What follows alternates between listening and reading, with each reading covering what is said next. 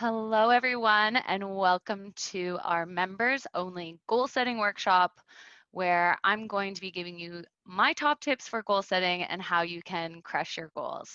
So, if we haven't met before, my name is Victoria Marshman, and I'm one of the co founders of CityMOGULS, a platform that celebrates, educates, and connects entrepreneurs across the country and hopefully soon across North America. We're making our way across the globe. So, let's see. Here's what we have in store for today.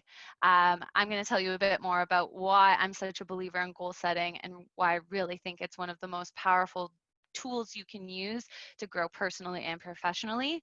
Then we'll dive deep into the actual science and psychology of goal setting and really how it actually works in our brains. And then I will talk a bit more about my top tips for goal setting and the things that you should think about while we go through the workbook I'll give you. And then I've done all the work and research possible to give you the best formula for actually how to write your goals and implement them. So finally, the gift that I'm excited to give you all at the end of this workshop is our goal setting workbook. It's almost 20 pages, jam-packed with different types of exercises and tools you can use to get those goals clearer and stronger. So, a little bit about me. Who's this girl? That's me. So I wanted to tell you guys a bit more about why I'm so obsessed with goal setting. And it's been something that has navigated my life since the start. As some of you may know, before I started City Moguls, I was a professional dancer, and a lot of the hard work and discipline it took to get to a professional dance career was because I had these big dreams and ambitions. So setting goals was kind of embedded in me as a kid. And I don't know if any of you know this, but one of my biggest goals as a teenager was, I don't know if you guys know this show, So You Think You Can Dance Canada. I was obsessed with it. I had photos of all the professional dancers on my walls, and I was like, I'm going to get on that show. And when I was 19 years old, I auditioned and didn't make it. So I went back and I auditioned again when I was 20, and I made it to the top 40. So I consider that a win. Not I didn't win it, but I made it to top 40. That's good enough. Anyways, so that love and passion for dance and setting goals really translated into a lot of other things I did. One of my first jobs was at Lululemon. I don't know if any of you have worked at Lululemon before, but it's a fantastic retail store to work at.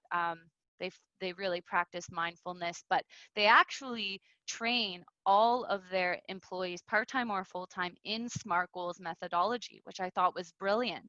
And they actually they would get every employee to write their goals out and have them on a wall in the back room so everybody could see what everyone's goals were and help keep each other accountable. So moving on through my life, I actually did a specialist undergrad degree in psychology at the University of Toronto. And one of my big thesis projects was actually on the science of goal setting. So putting this workshop together was really, really fun because I actually got to go back into my old notes and kind of pull a bit of the psychology and the physiology behind goal setting, which is super cool. Now, this is one of my favorite terms to use. It's called a BHAG. So it's a big, hairy, audacious goal. I told you one of them was being on So You Think You Can Dance.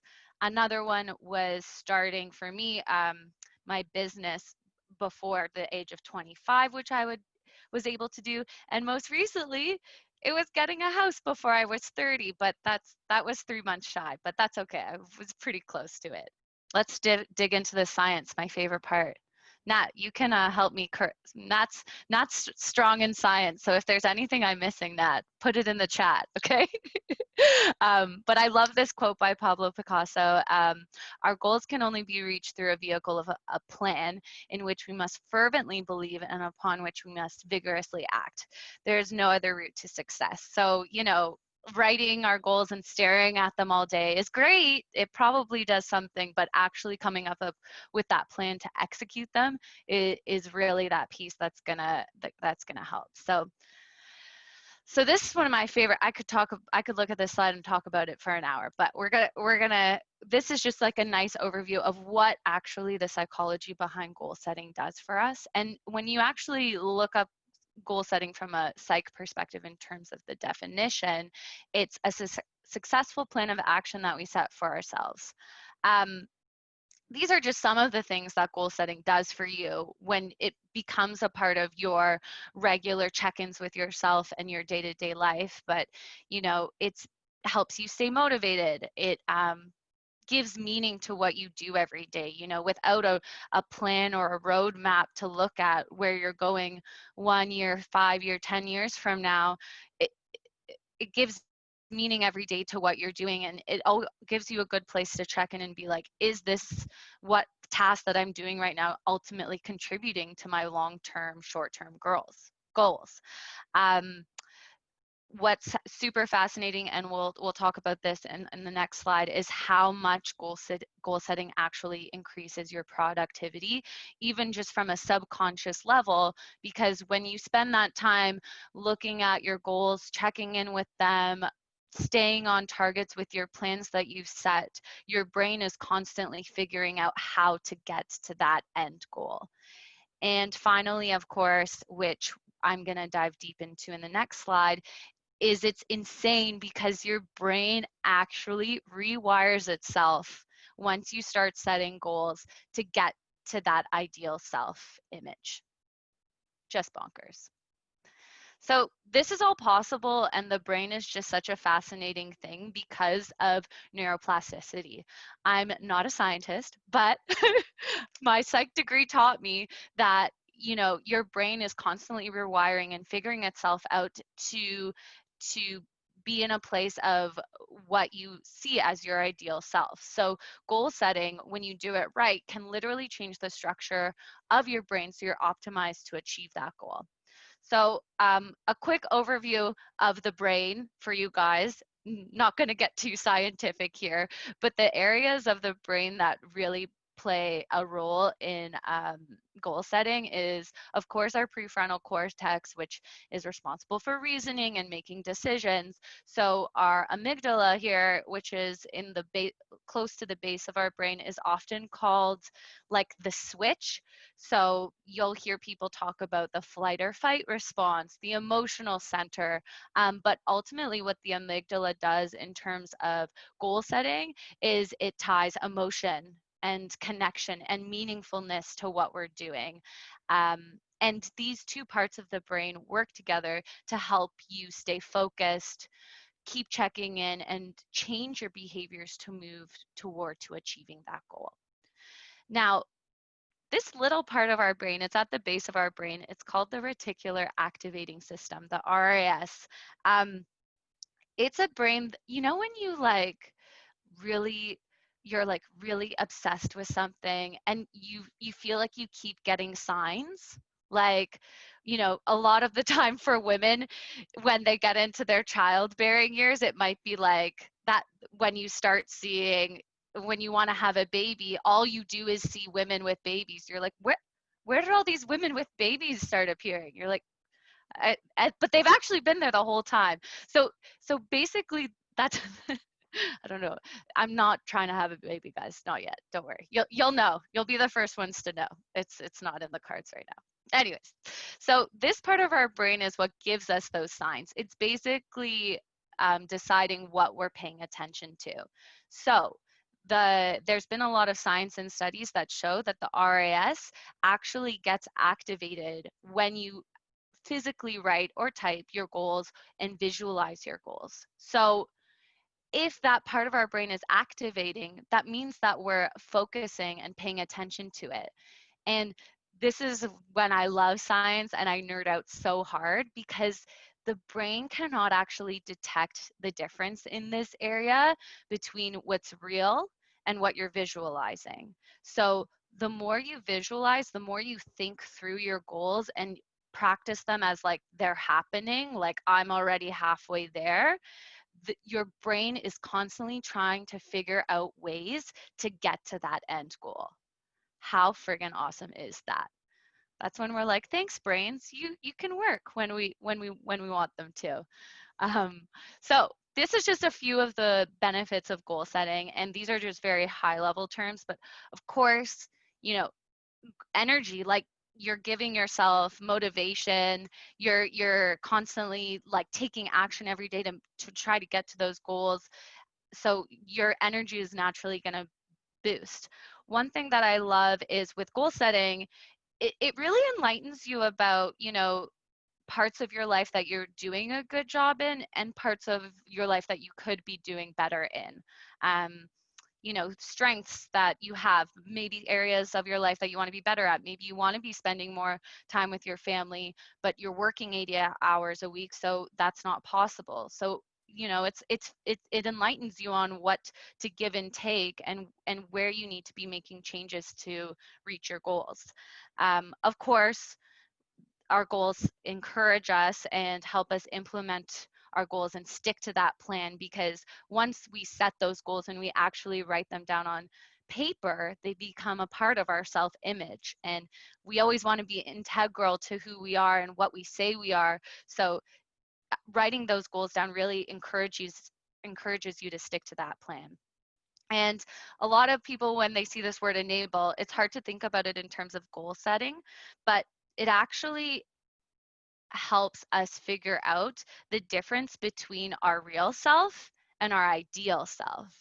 So obviously, everyone on this call and all of our members, we're overachievers. We're always trying to like be better versions of ourselves. But when you actually sit down and write out those goals, you kind of see like, okay, this is where I am right now. This is my real self. How am I going to get to that ideal self? And it kind of you'll start to develop a roadmap to get to that ideal evaluation of yourself. And if you guys have any questions along the way, just pop them in the chat. But we're going to get to a question period in a second. So before we just take a pause, if there's any questions, I just kind of wanted to talk about the types of goals that you can set. So there's basically 3 types of goals you can do. There's a process goal, which involves the execution of some kind of plan or building out a new habit or skill. And what's great about a process goal is it is 100% controlled by you. So there's no variable that really can come into play here, because unless, it has something to do with a freak accident like a pandemic or whatever, but ultimately a process goal comes down to you. So, one of the goals that I set for myself this year was I wanted to commit 1 hour a day to learning every day. So that could be reading a podcast or listening to a podcast, reading a book, something where I'm learning. And that goal was actually set by a book I read, which I highly recommend reading, called The 5 a.m. Club, but by Robin Sharma. But he actually says, and I lived this because I now get up at 5:30 every day, and it was because of this book. It takes 66 days to form a new habit. So think about that when you're thinking about changing your habits. It takes a long time for the brain to figure out what the heck you're trying to do, and for it to get to that automated response. The second type of goal is a performance goal. These ones are generally the most common ones, because it takes us to that place when we were younger of like getting first place at a run, or running a 5K in a certain amount of time. So often health and fitness goals kind of follow in this performance goal, or getting a 4.0 GPA. I don't know who ever got that, but you're really cool, and I wish I was you. But and then ultimately, the final one, which is the most important type of goal, is the outcome goal, and that's often tied to like the process and performance kind of combining. And as we get older, that kind of turns into things like, I want to be a New York best-selling author, something like that, or I want to this association to recognize me for this award. I want to be a mogul at the City Moguls runway. Florence, I know that's on your list. Um, so ultimately, it's tied to some kind of outcome happening. So most of you have probably seen an abbreviation of this in some way. Like I said, I've been obsessed with goals since university, so this is the model that I've used based on looking and seeing how a bunch of psychologists and coaches recommend setting your goals. Most people are familiar with the SMART method.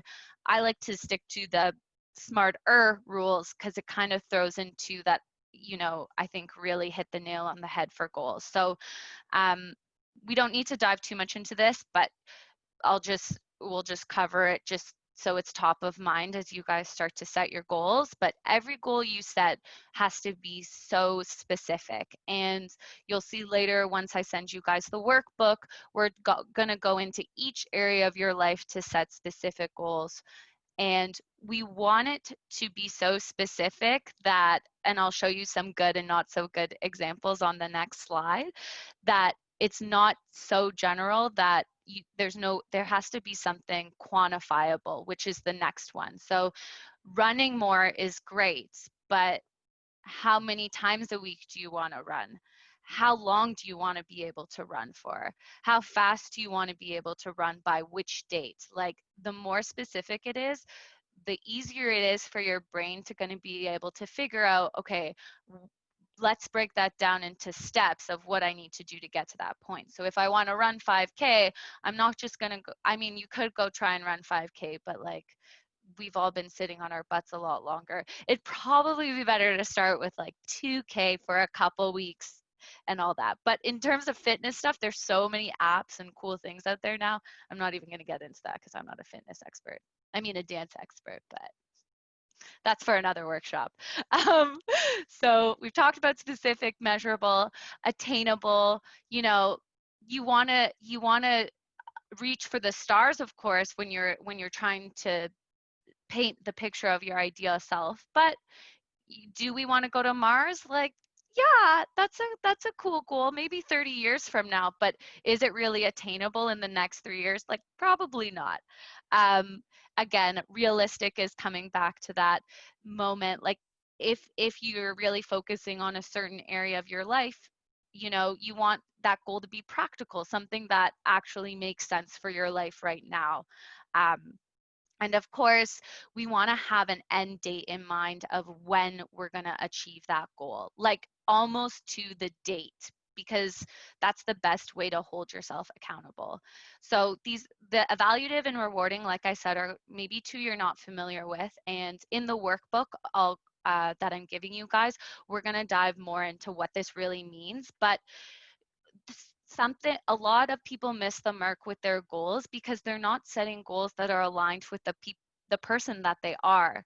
So it's really important, even before you start writing down your goals on paper, that you're really clear with your values, what's important to you in your life. And in the workbook, I've actually put together like a 5-page exercise that you guys can do to really hone in on what your values are. And of course, your values are going to change throughout your life.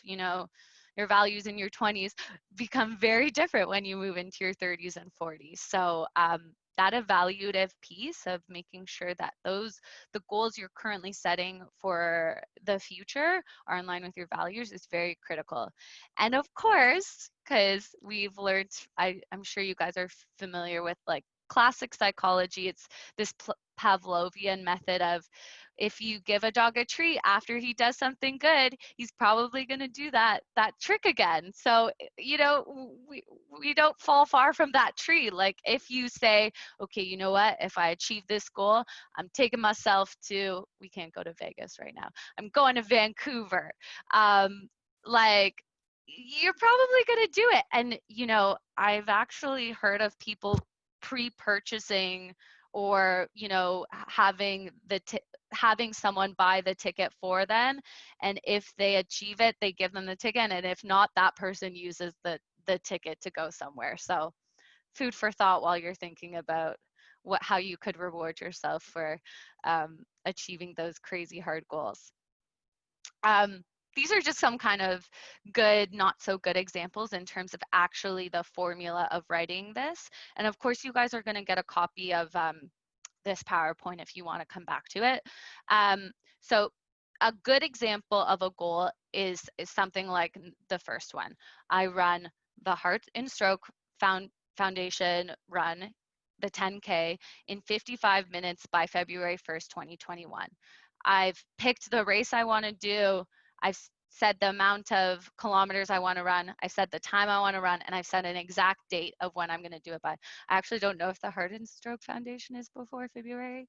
This isn't a real goal, just an FYI. So that obviously looks a lot more specific and achievable than I'm going to run more. Womp womp. What the heck does that even mean, right? So again, these are two other examples too. And in terms of business, I mean, this is going to look different for everyone, but you know, if growing your database is something that's super important to you, quantify how many people you're actually trying to get your database to by a specific time, rather than just saying, I want to grow my email database more.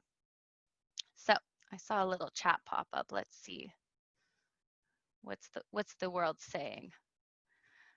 Oh, bye, Nat. Yeah, this is recorded, guys. So if you miss anything, you can always come back to it. So let's keep going. So I'm so excited to share these tips with you guys because they're things I've been working on for the last 10 years and have really helped me achieve my goals. So listen, and I hope that these resonate with you and help you when you start diving deep into your goals. I think one of the most important things that we often forget to do is to really challenge yourself. Like really, really dig deep, like Kasha was saying earlier. Sit with your feelings and think about things that you've always wanted to do but you're scared to do. Again, coming back to the psychology, when you set more challenging goals, your brain loves and craves novel stimuli. That's why we love being on social media apps, because we're constantly seeing new things. So if you're throwing something new into the mix of being able to learn a new skill or build your business in a new direction or a new arm of your business, that excitement, that energy is going to actually help you achieve your goals faster because it's new and novel.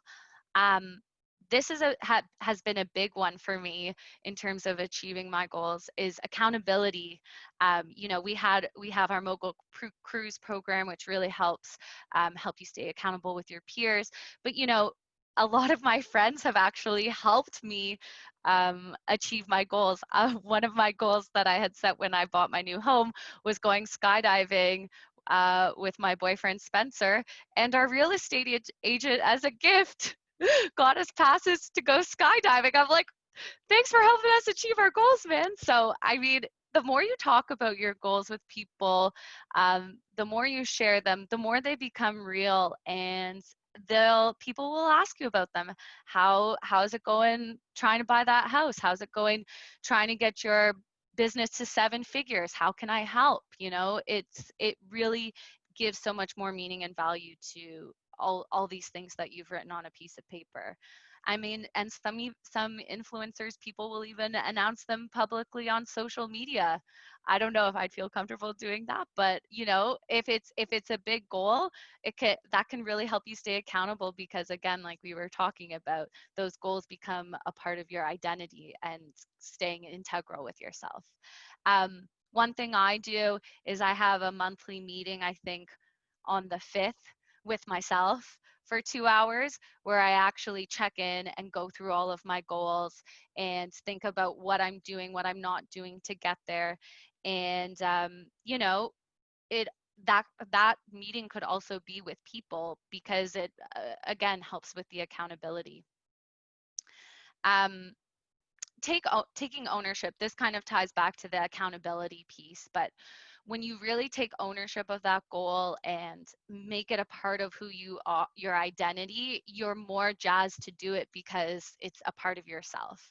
And the next point here is something that I feel like people get scared to do, because you put all this energy and effort into creating all of these beautiful goals, and then a pandemic happens. which we all lived, and literally every single goal on that list, poof, out the window. Bye. Like none of them apply. So I think this is something that you can loop into for your monthly meeting, is constantly revising and reviewing those goals and tweaking them even to be more specific. And of course, if something crazy happens, just changing them all together.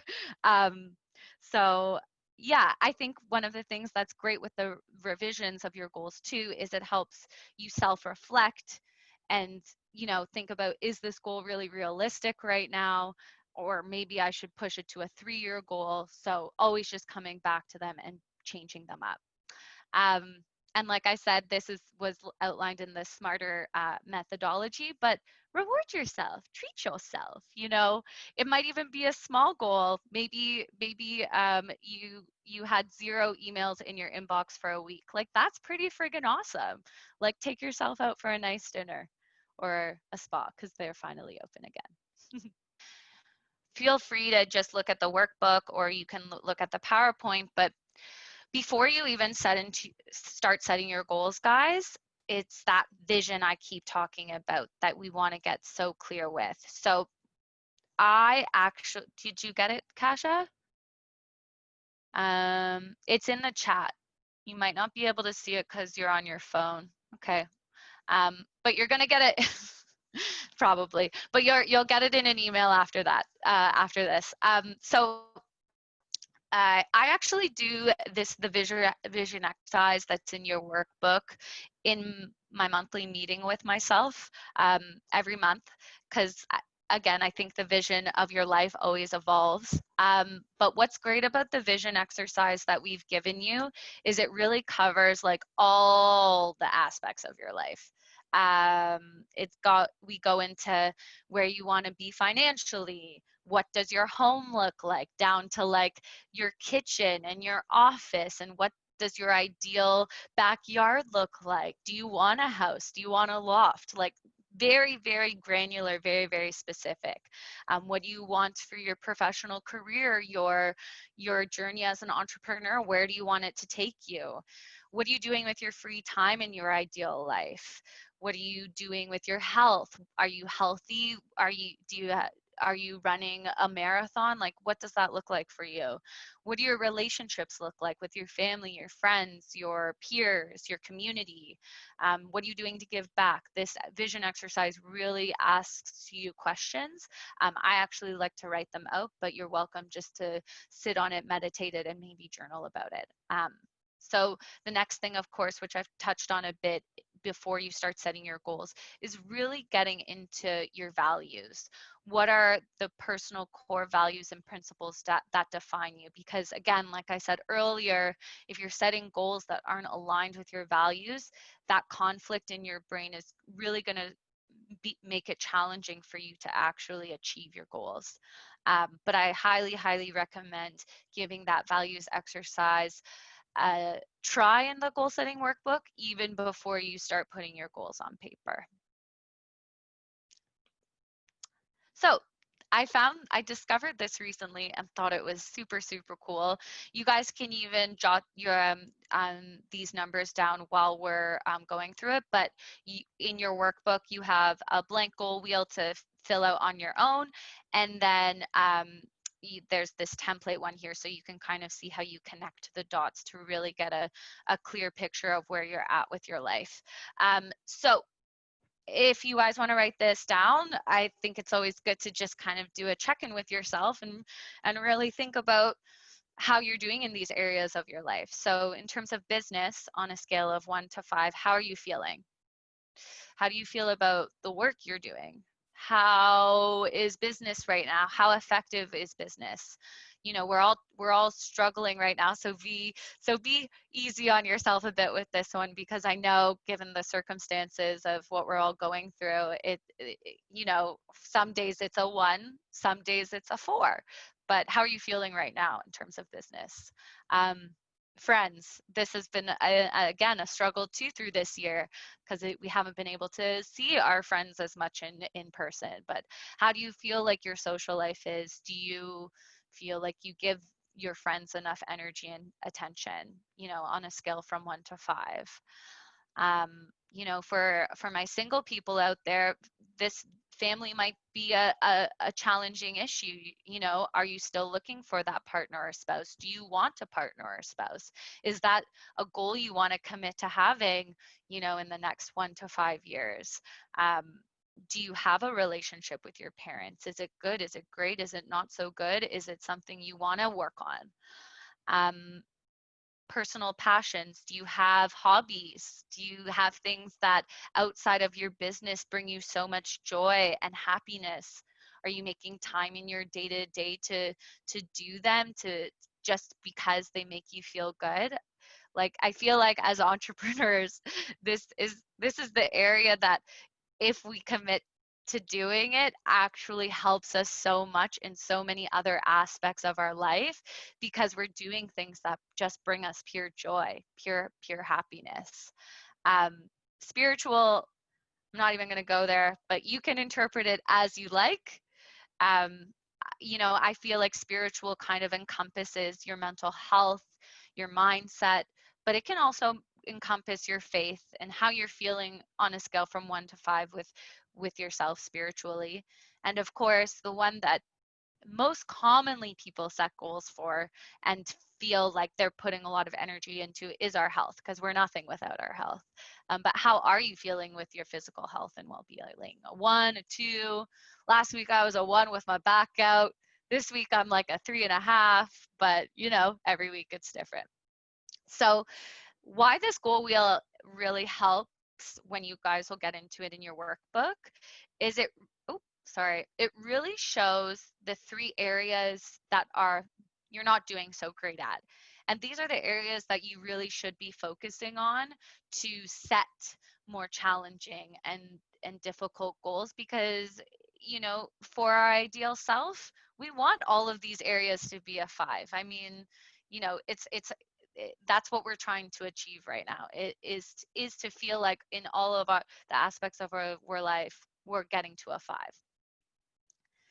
5. So moving into that workbook, you'll see a place for your business, your finance, your friends and family, your personal passions, your spiritual goals, and health goals.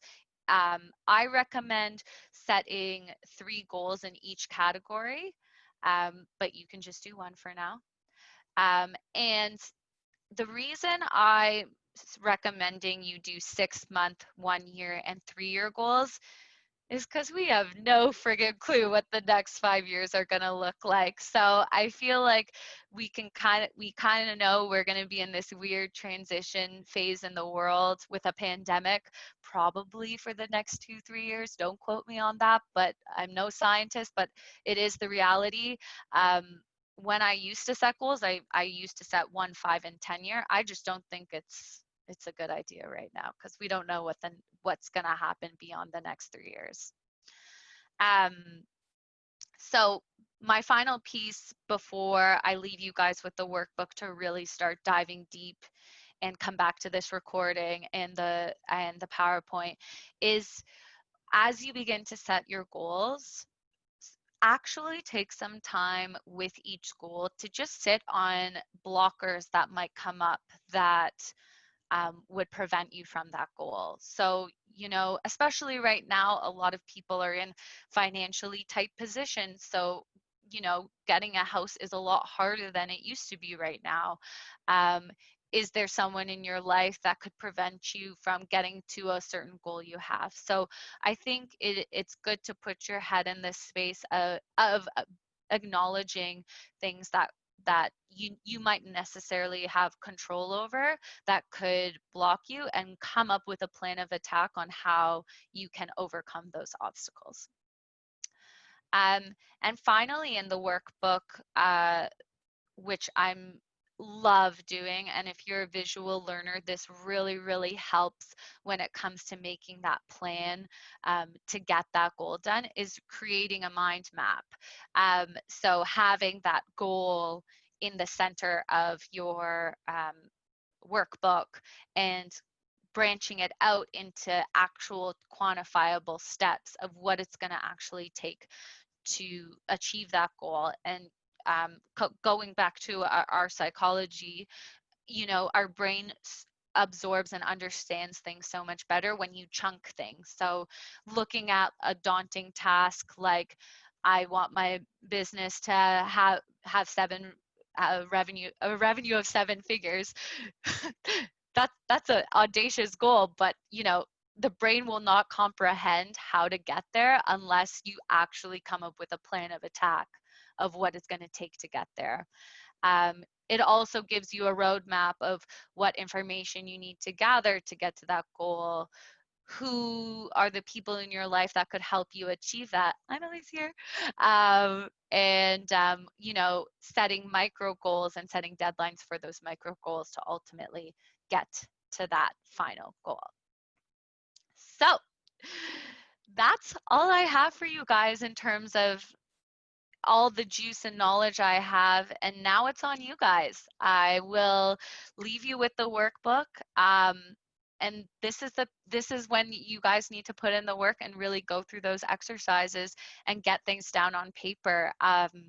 I would love to receive your completed workbook if you feel so comfortable, if that will help you actually put these down and make them a reality. So please, please, please send me the workbook completed at any time. We can set up a 30-minute call or chat to go through it.